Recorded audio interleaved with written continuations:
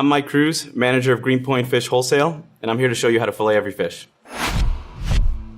To fillet fish, I usually have around 3 knives with me, depending on the size of the fish. One of these butcher knives is really good for cutting through heads, this 7-inch curved fillet knife, and a little 5-inch guy. You also need a pair of scissors, a steel to keep your knife sharp, a scaler, and a good pair of tweezers to get those pin bones out. Sardine.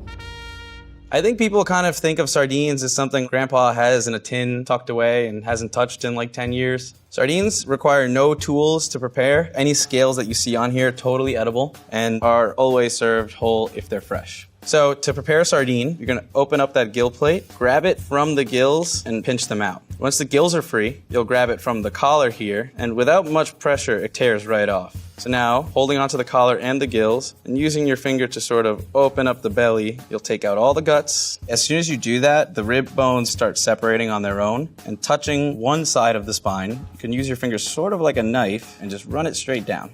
And do the same exact thing to the other side. Make sure you're completely free. Then pick the spine up from the center. You'll sort of slip the tail through, pull these up, and take them out.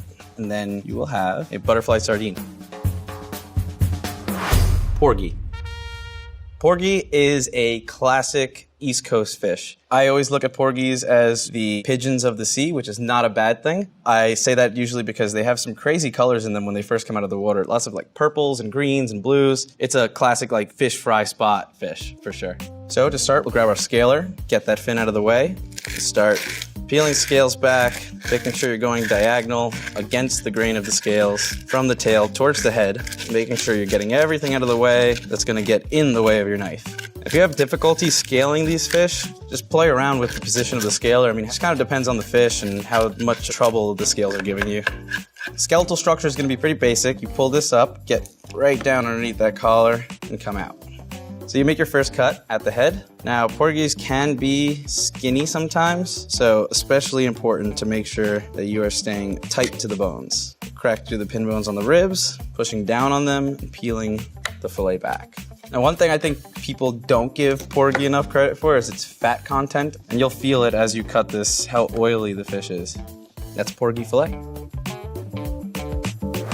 Boston mackerel. This fish is highly oily, definitely has a strong fish flavor, which is great because it is a fish. Super good for you, super high in omega fatty acids, really good for like brain development and things like that. This fish is awesome and my personal favorite. So Boston mackerel is a great fish to eat whole, whether you just pull the guts out and throw it in your oven or butterflying it, and that's what I'm gonna show you today. So with this guy, open up the gill plates and just snip that very tip there. Work around sort of the membrane and open it up, being really careful not to puncture too many organs, and you'll open this guy up. Get your scissor into the tip of the gills, gently pinch and twist and pull up and out.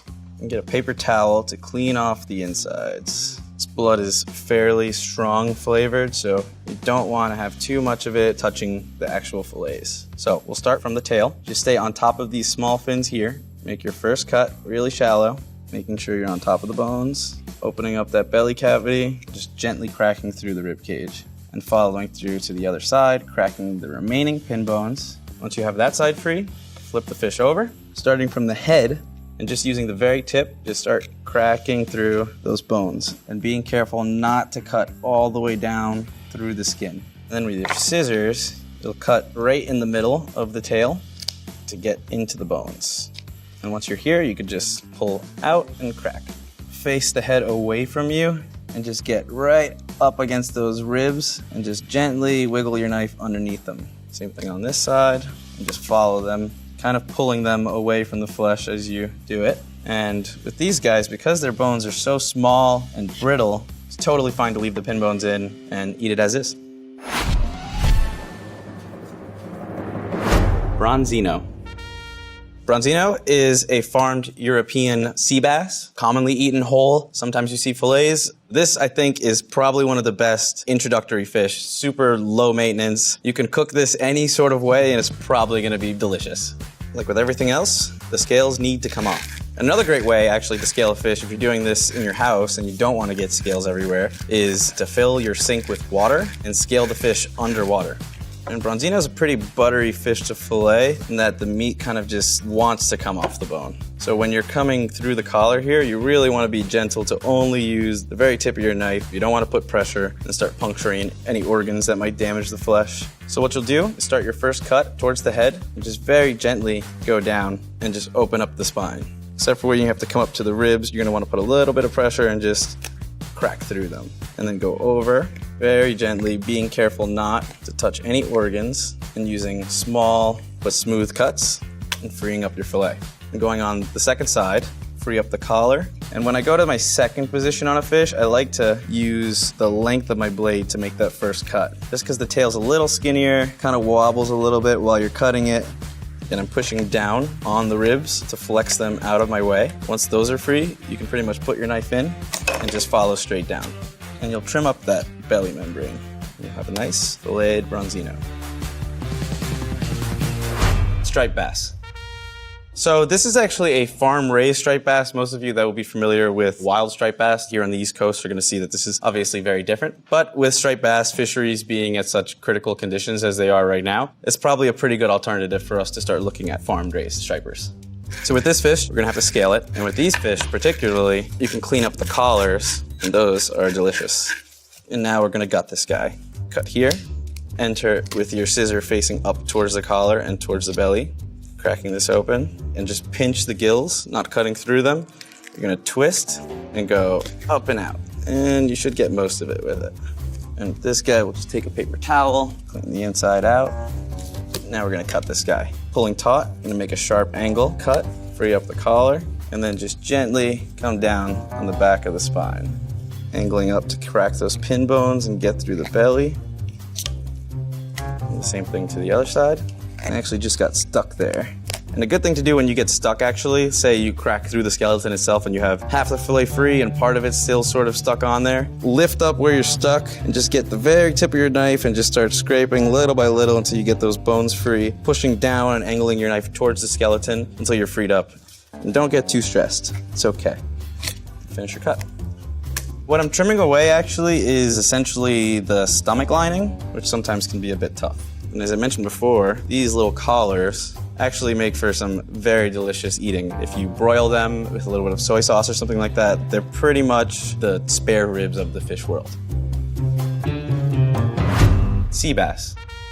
Black sea bass is a local fish. This one came in from Massachusetts. They're great mild fish. They're perfect for pan frying, baking, cooking whole, crudo, all sorts of things. This is a very versatile, very delicious fish. So we'll take our scaler. You can put a pretty good amount of pressure on this fish, but you don't want to go too hard and risk puncturing the skin.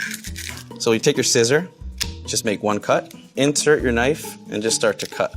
Peel open, and that should take everything out in one shot. Some crabs, actually, is what he's been eating. This is just 1/2 of the crab. And now you clean your cutting boards. Cut behind the head, open up the collar. You'll enter your knife in through the back and make a shallow cut just along the back, just opening up so you can see the bones. Make another cut, make one here, and you should be good to go. Now you'll come over the spine on the other side for the rest of the fillet. What you'll do is you'll angle your knife pretty harshly and put quite a bit of pressure down onto the bones. And then when coming up over the ribs, you'll have some pin bones that you need to crack through. And you'll just start at the tail, use your momentum, and just go right through them. And then sharp angle to get over those ribs, get all the belly meat, you'll finish your fillet. For the other side, you just flip her over, do the same thing. So you have a sea bass with 2 nice fillets, hopefully not too much meat on the bones. And save that for some soup, and you're just gonna trim. There you go. 2 black sea bass fillets ready for dinner. Arctic char. Char is a salmonoid, pretty much a cross between a trout and a salmon, mainly farmed, usually in Scandinavian countries. You can pretty much expect everything that salmon has to offer, just a little fattier, a little more buttery. Definitely a very forgiving fish to cook. So the easiest way to fillet these fish is to pick it up from the fin, put a finger right below the eye, just for some leverage, and I would just cut right behind the head on a diagonal and just chop the head off. That goes away. You can make soup. What you'll do is you'll start at the top of the spine, just make a small cut, just opening it up, and then very gently follow that line. Then once your fillet is free from the back half, flip your knife over, enter in from the tail with just the tip, and just run it along. Flip back over, and finish your cut. And all you want to do is trim up this rib section, leaving as little waste as possible. And there you go, Arctic char fillet. Red snapper. These are usually caught in the Gulf of Mexico. Fish that likes to eat a lot of shellfish, a lot of crabs, a lot of sweet things. So this fish is pretty popular with like Caribbean foods and things like that, but it could be in a really good ceviche, really great tacos. Crudo is a great option. All of it is great. It's a good fish. First we have to scale it. So now with filleting snapper, they have some pretty aggressive rib bones actually, so that's something that you should look out for. And they're pretty steep, so you'll make your first cut behind the head, open up the collar, go along the back gently. And these guys have some pretty flaky flesh as well, so you'll want to take care to not be rough with the fillet.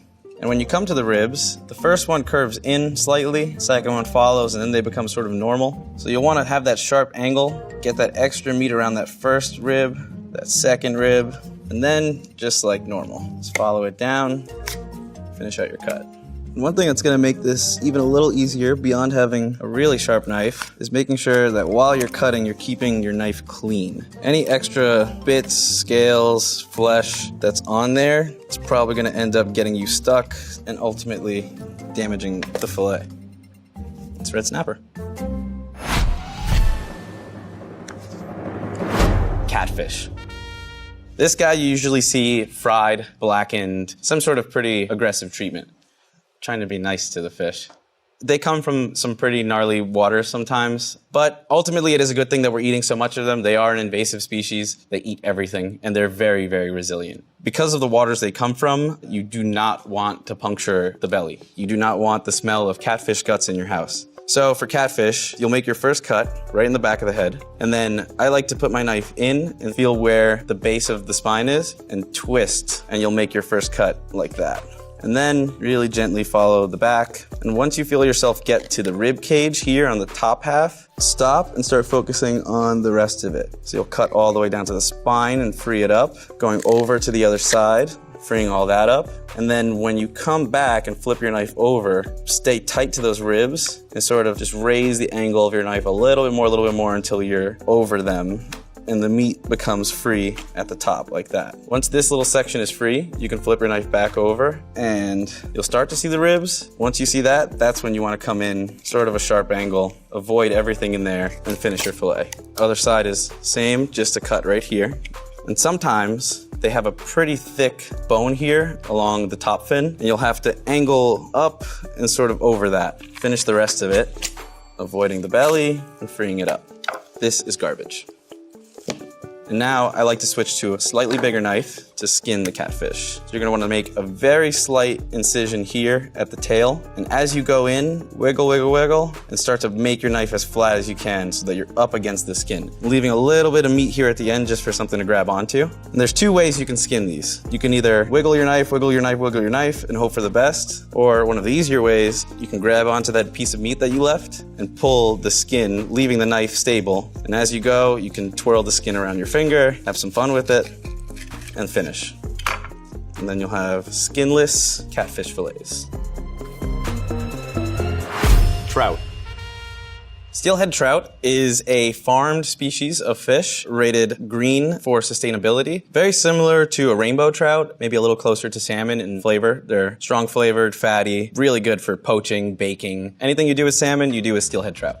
This one has very small scales and are extremely sticky. And these guys can be pretty slimy and sort of difficult to deal with if it's your first time, but just cut right through the head. Again, you can see the fish has main spine, bone on each side. You can just start there. You want to aim to be pretty much on top of the fins. And with this, you want to make really gentle, slow movements. This is not the most forgiving fish to fillet. And again, here you'll just crack through all the bones here and get into the belly. And this, you want to put a lot of pressure down on that belly. They're very flexible, so they're not going to break. Other side is similar. Start at the tail. Finish your cut. We're going to trim up the belly membrane. Let's steelhead trout. Tilefish.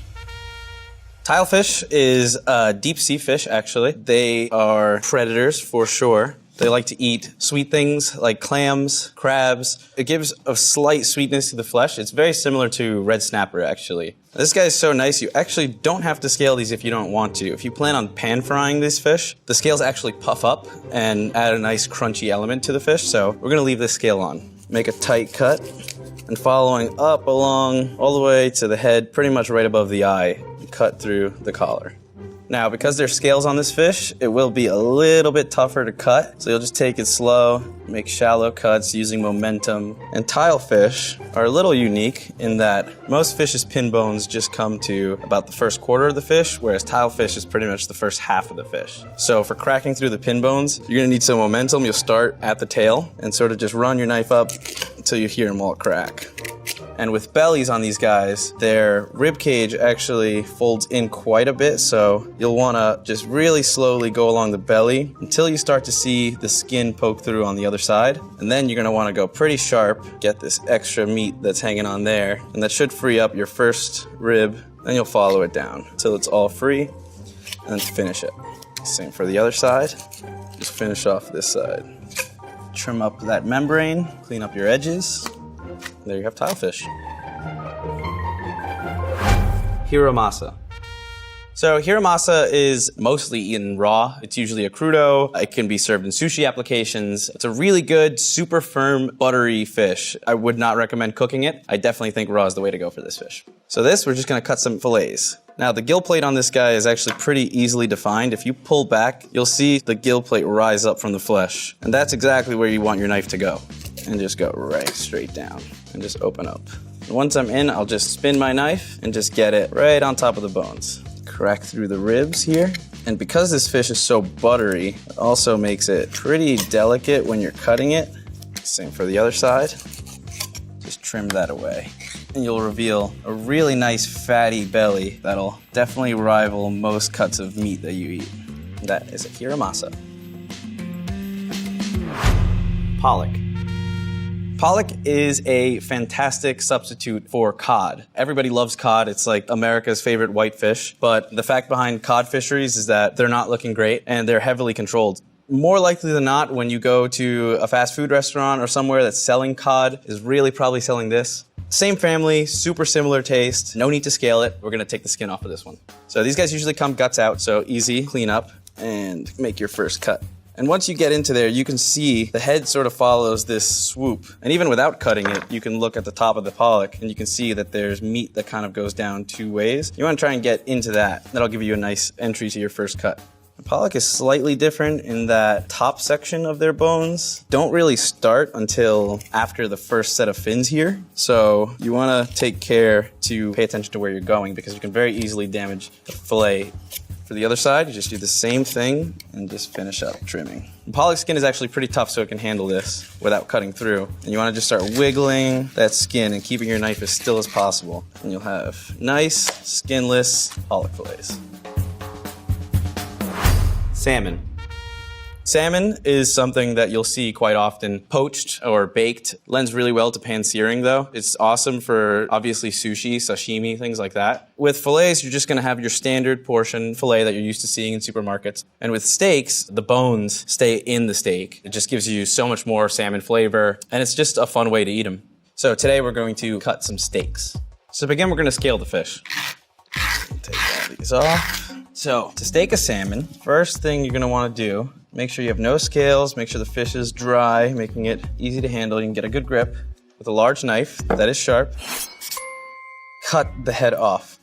For steaks, I like to do them like 2 fingers, maybe 3 fingers thick. So what you'll do is essentially you'll take 2 fingers, sort of make a mark, 2 fingers, shallow cut.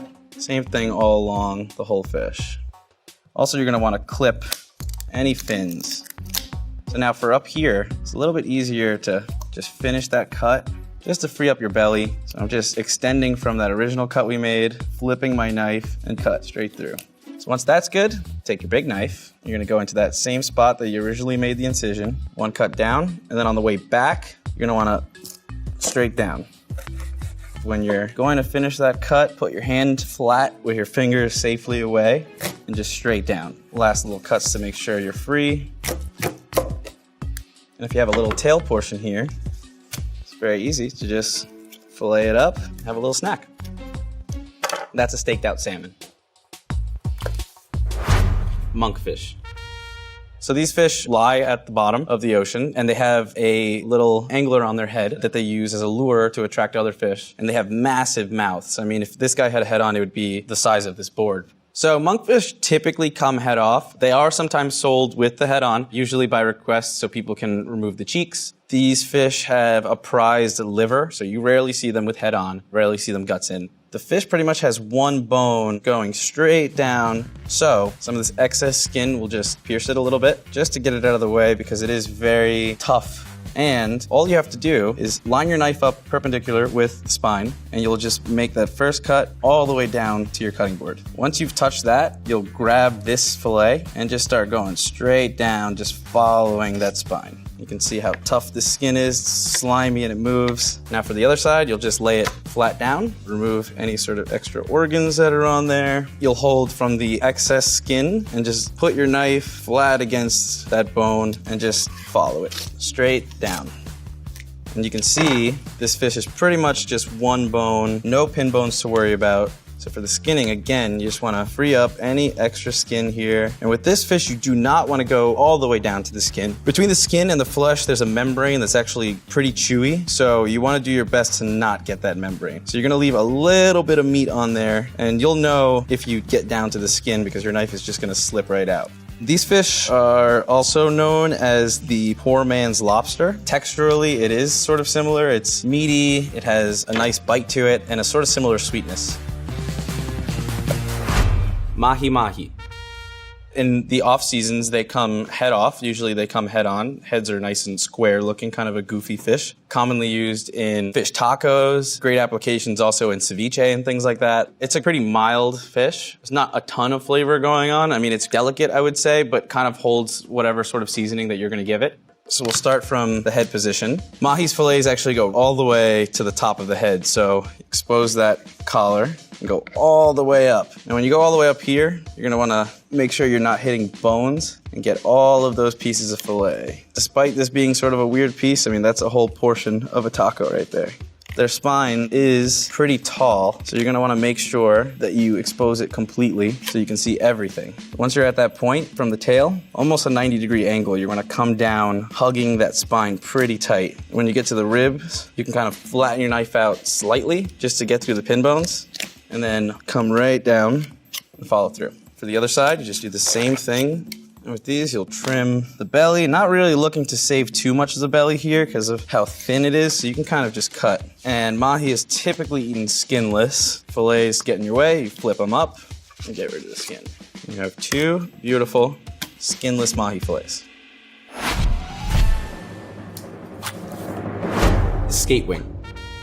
Skate is an interesting fish. They are in the shark and ray family. You can see this is a saddle cut, and essentially this is the nose here. Usually the body would be here, and then they have a barbed tail that comes out. This fish definitely has a stronger flavor than most, a very unique flavor. I would call them sort of briny almost. Skate is pretty interesting in that all along the entire fish is covered with these hooked spikes, so you have to be extremely careful of that. And because they're in the ray and shark family, everything in them is actually cartilage. I know people who have eaten skate wings whole, and they'll eat the cartilage as well. It gets crispy, but fillets are definitely common. So, first thing we're gonna do, if you have a saddle cut like this, take a pair of scissors and just separate them. This outer section of the wing is pretty much all cartilage, so to expose, we'll start from all the way back here. They're a little translucent, so you can kind of see where the meat starts.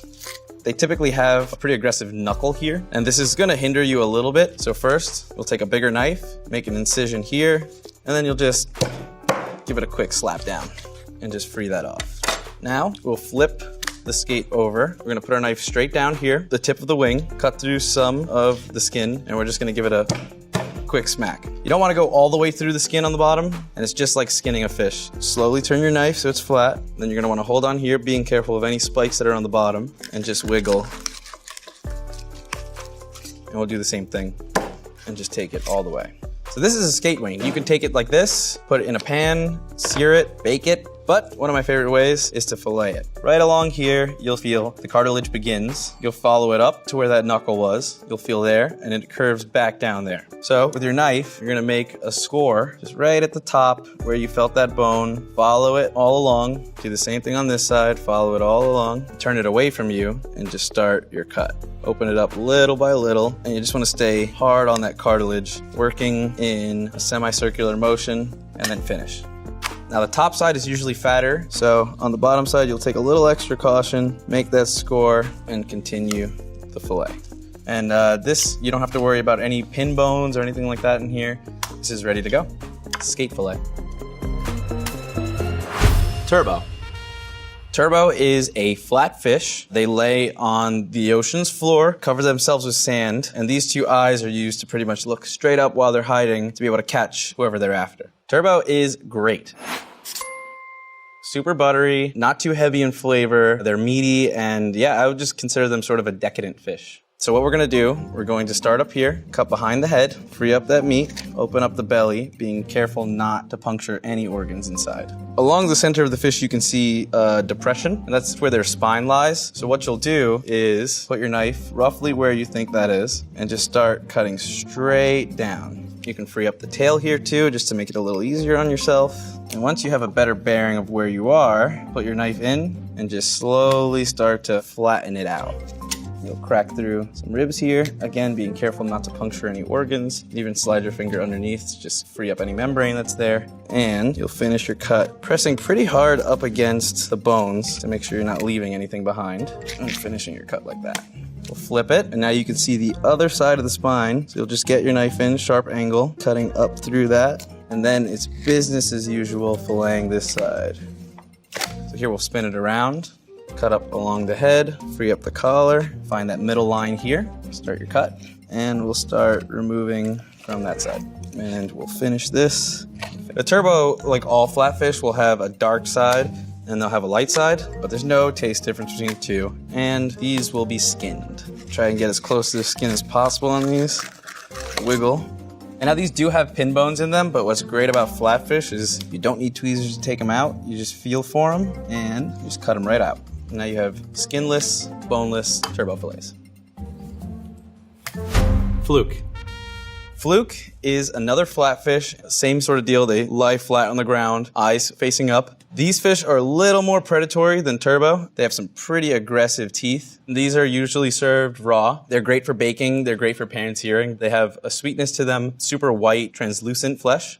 With fluke, we're gonna do it a little different. Same beginning steps. We'll cut behind the head. And what you wanna do to avoid any guts is really pull a little harder on the fin just to get that belly away from the innards. To cut fluke, put the tip of our knife where your first cut is. You're gonna keep your knife in one position and pull the fish towards you, following the shape of the fish the whole time. You can come in here, free up the tail a little bit, and like normal, just start to really feel out those bones and open up the fillet a little bit. Now, when filleting a fluke, your first opening cut here, you wanna really make sure that you're on top of the bones. These fish have a set of, I guess you can call them false bones that make you think that you are on the fillets and you are not, and you will go straight down and damage the other half of the fish. And these fish typically have some pretty large roe sacs in them, so you want to be careful not to puncture that. These are the eggs, essentially, of the fish. So this is a female. So on the other side, we do the same thing. Open up the head, hold tight, avoid the guts, open up the tail. Put the tip of your knife into your incision. You'll grab the tail and sort of twist it a little as you go. And this pretty much will help keep the part of the fish where your knife is entering flat and from lifting off of the board. And finish off the fillet on this side. And hopefully, you'll have no meat left. You'll trim up the rib cage. Not really too concerned about saving the belly on these. They're not very thick. Let's switch to a longer knife. Get down close to the skin, keep your knife steady and just wiggle the skin underneath it. And skinless fluke fillets. Squid. Most people will know this as rings of calamari, but I think that it can be used way more appropriately. If you have really fresh, beautiful squid, I think frying it is kind of doing it a disservice. Doing this thing grilled or quickly pan-seared in a super hot cast iron for like 30 or 45 seconds is really all it needs. Salt, pepper, lemon. You're having a great day. First thing you have to do is understand this is the body, the tube, and then you'll have the tentacles down here, and this is the head. This is the eyes. And if you open it up in here, you'll see that this is the beak. So yeah, their beaks are kind of like birds' beaks in a way. They're very similar, made of like a similar material. They're very sharp and they're terrible to eat. So all of that has to come out. So what you're gonna do is you're gonna grab the tube, and inside of the squid, you can kind of feel it just by holding it. There's what feels like a piece of plastic as its spine. So what you do is you'll take a finger, and right where the spine starts at the bottom, you're just gonna separate it. And then once you have it, you'll just sort of run your finger all the way up and sort of hook to grab onto the spine, and you'll pull everything out. This is the spine. It looks and feels a lot like plastic, but it's not. And then you have here, this little silver guy is actually where the ink sac is. And if you puncture that, there will be black ink everywhere and you will not get it out. So now to prep squid, you'll push the eyes down and just make a straight cut down right before the beak. And you just throw these away. And then pick up the tentacles and kind of squeeze gently, and the beak comes right out. And you discard that as well. So now your tentacles are ready to go. For the tube, you lay it flat, and you'll make a really slight cut here, not even going all the way through, just enough to kind of give you some space to start scraping your knife gently, peeling the skin back. And skin on squid can be quite chewy, so you don't want it. Now what you'll do is you'll make a straight cut down, very gently, being careful not to cut through the second layer. Once you get to that second layer, you'll start to curve your knife, kind of similar to skinning the fish. And if you got it right, you hold your knife in that position, you pick this up, and you just peel it all off. Come back, lay it down on this side, and you just sort of scrape off any extra skin that's left. And there you'll have a clean squid. Octopus. Octopus are incredible creatures, highly intelligent, super delicious, and very intimidating to cook for most people. It's a great option. I mean, it's decadent, it's rich. More likely than not be finding this as a frozen product. A lot of the times they're coming from Spain or Portugal. Once you have it thawed out and in front of you, very similar to squid in that they have a beak as well. It's a little bit bigger than the squids, pretty sharp too, so you want to be careful of that. They have a set of eyes here at the top, and this is their head cavity. So what we're gonna do is just cut right in between the eyes and sort of where the tentacles start to meet, right there. Put those aside for now. We'll do the same thing right above the eyes and just get them out of the equation. You're gonna wanna flip the head inside out and just make sure you're removing any sort of innards might be in there. Of course, taking care to not break the head open. We'll flip it back. So now when you have the head cleaned and ready to go, you hold it taut and make a really small incision, not cutting through the octopus, just to get the skin to separate from the flesh. And just peel away any skin. And it is pretty tough, so you're gonna have to put a little bit of muscle into it. You wanna just take care to not be brutal with it. I mean, it can withstand quite a bit of pressure. So I mean, I'm grabbing this pretty hard, but I'm not like white knuckling the octopus. And just work slowly in batches. And you'll have a cleaned head. And now, go back to the tentacles. What you wanna do, this is the beak here, just flip it, and with your finger here, just push like a button, and it should expose itself. And from here, you'll just take a knife and just remove that whole section there. And you can see actually how sharp that is. It looks a lot like a bird beak. Next step would be cooking it, and then you will butcher it once it's done. This is a cleaned octopus.